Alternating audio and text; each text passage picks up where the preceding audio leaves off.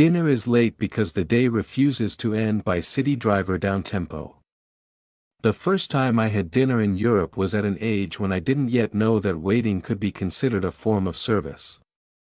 Before that trip, I had lived in the United States for 2 years and had visited Brazil.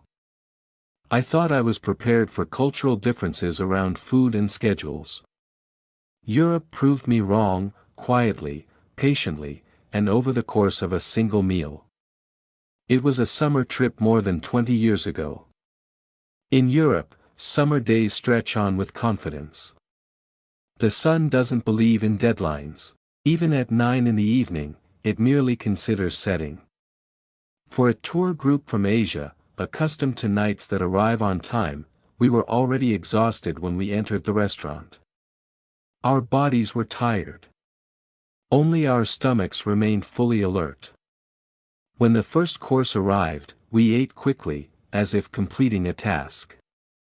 Then the waitress pushed her cart, turned gracefully, and disappeared into the kitchen. In that moment, she seemed to take time itself with her. What followed was a long stretch of anticipation. At first, we assumed she would return any second. Then we wondered whether we had missed a cue. Eventually, a more imaginative theory emerged.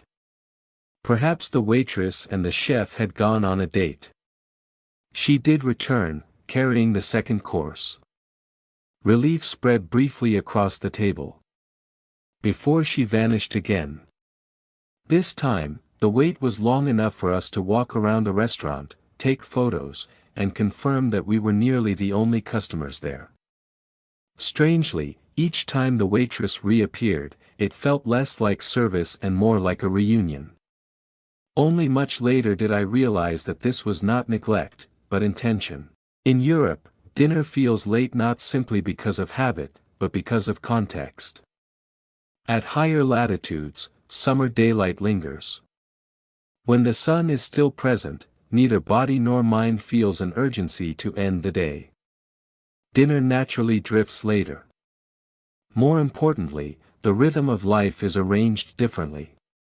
For many Europeans, the day belongs to work, but the evening belongs to living.